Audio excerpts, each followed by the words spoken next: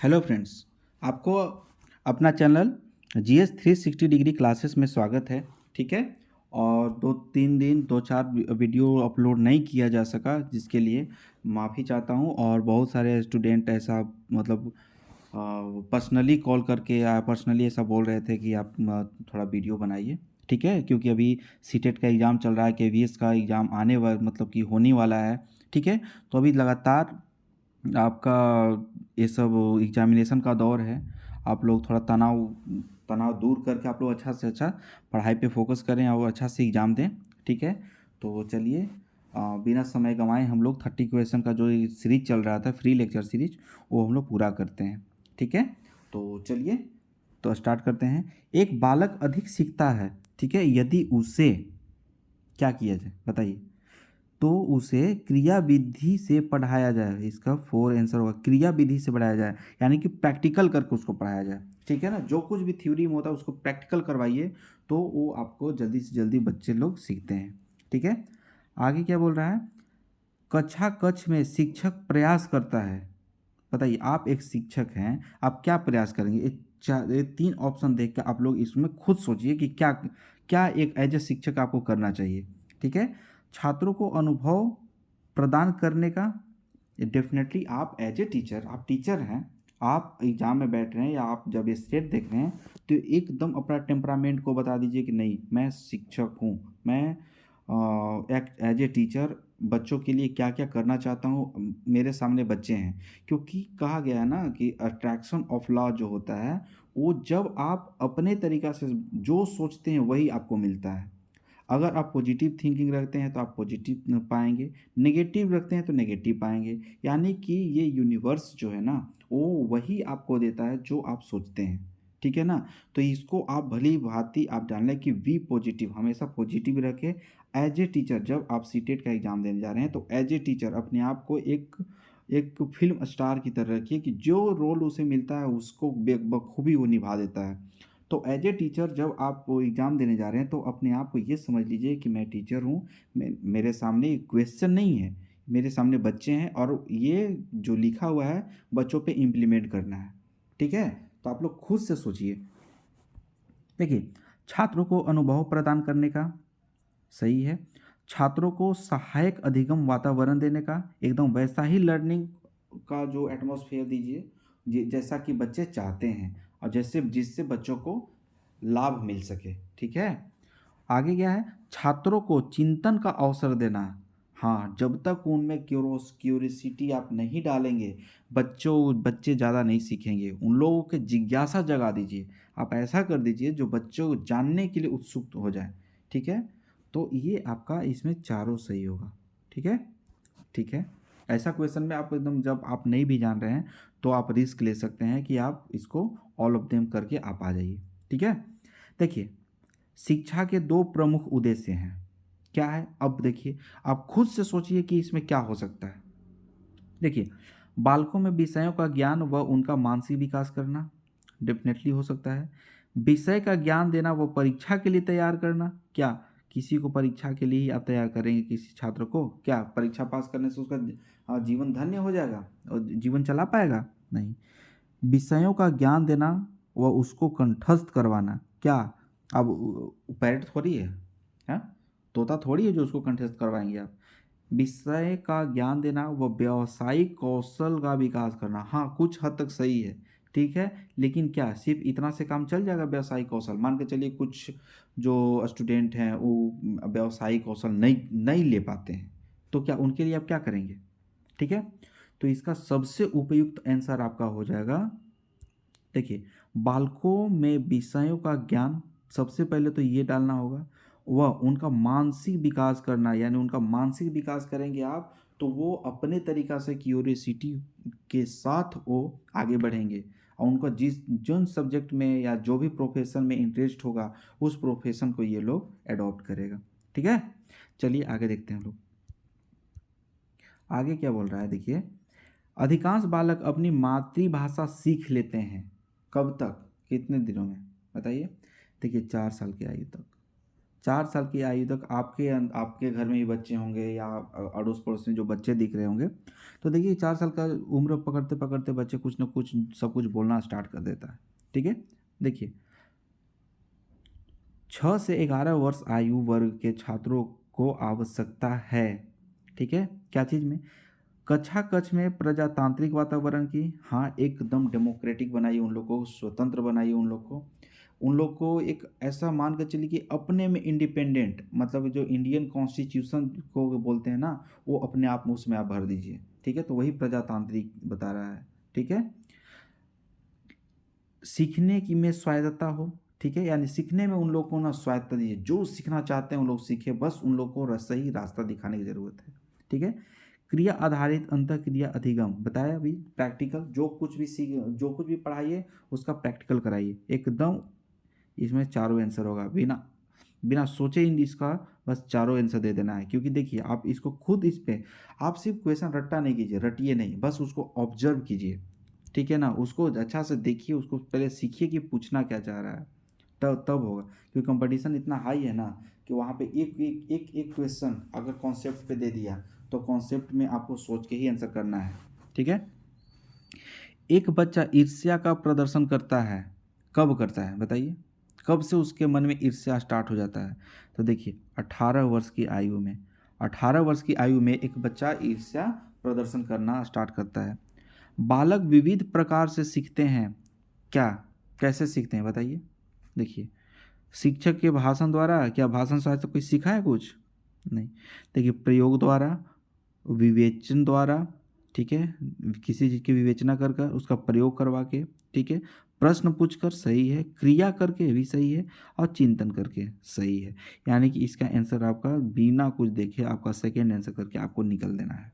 ठीक है, आगे क्या बोल रहा है कि 6 से 11 वर्ष आयु वर्ग के बालकों की विशिष्टताएं निम्नलिखित हैं, क्या है बताइए। ठीक है, देखिए इसमें आपका कौन सा आंसर हो जाएगा बताइए। बालक स्वाभाविक एवं सक्रिय अधिगम करता है, क्या है, बालक स्वाभाविक एवं सक्रिय अभिगम करता होते हैं, सीखने के लिए शिक्षकों पर निर्भर होते हैं, नहीं होगा, बालक शिक्षकों से ज्ञान प्राप्त करते हैं, हाँ ये सही है। ठीक है, ये आपका सही है, लेकिन बालक शिक्षकों से ज्ञान प्राप्त करते हैं, क्या ऐसा है सिर्फ शिक्षक से प्राप्त करेंगे, नहीं।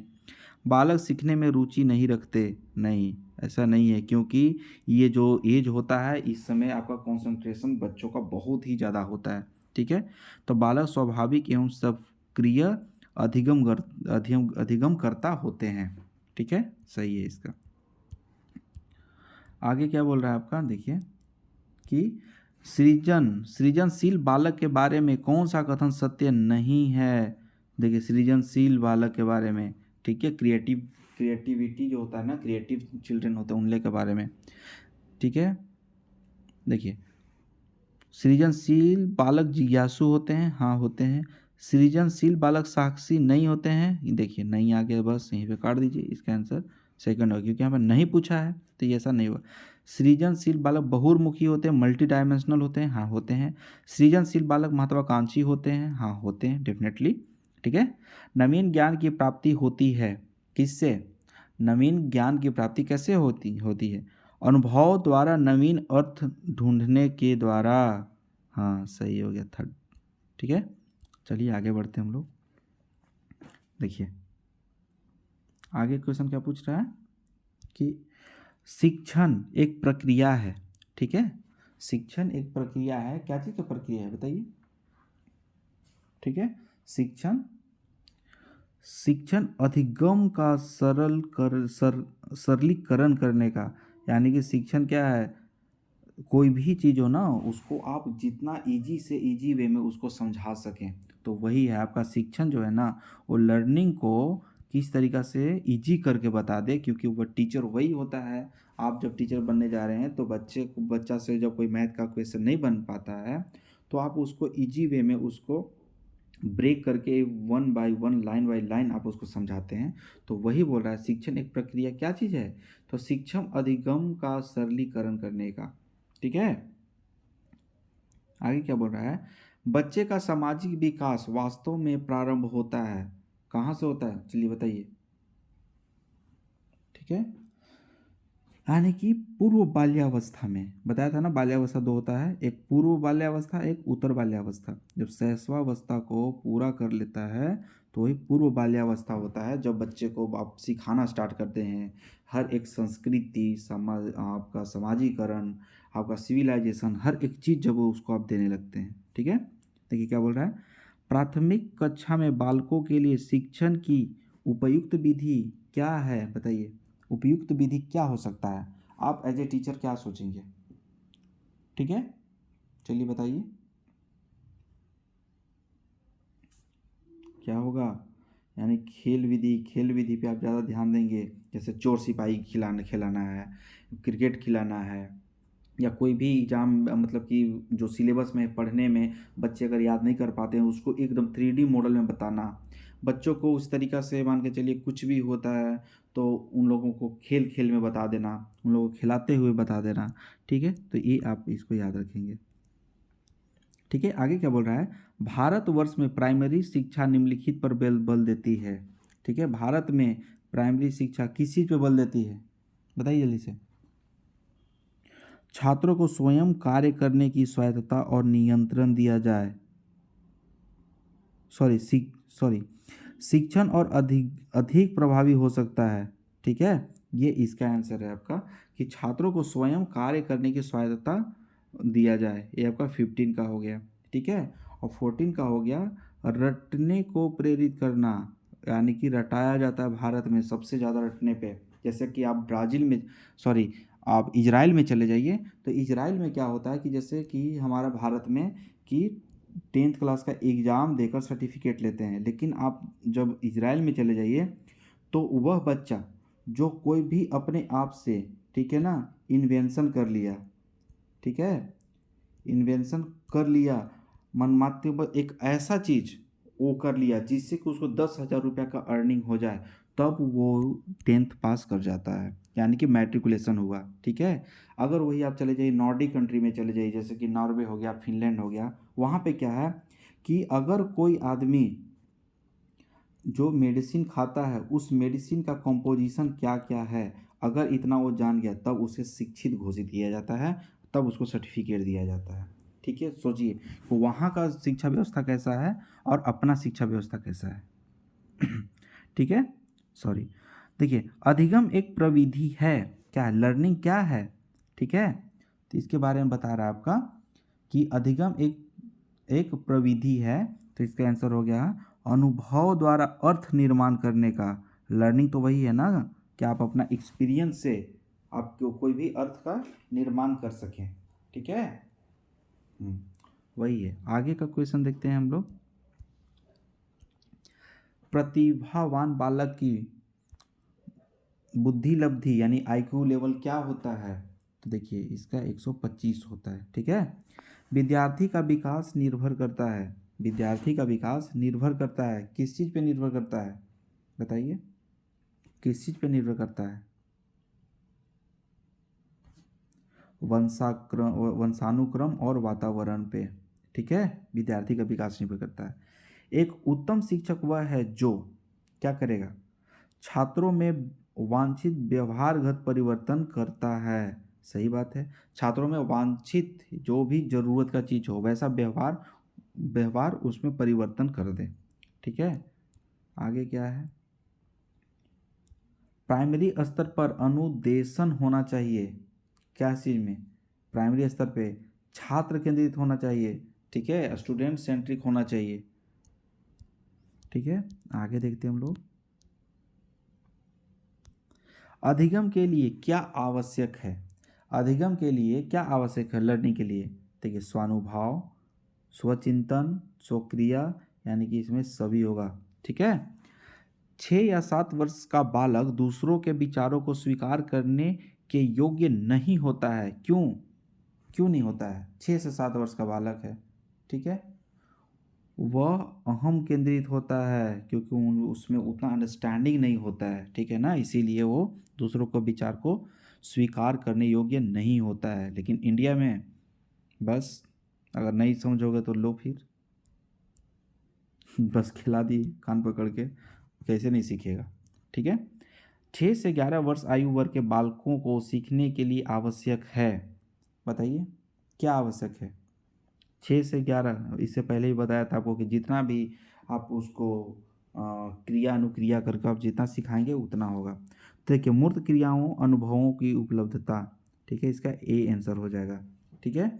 निम्नलिखित में से किसकी भूमिका पूर्व बाल्यावस्था में बालक के संवेगात्मक विकास हेतु सर्वाधिक महत्वपूर्ण है।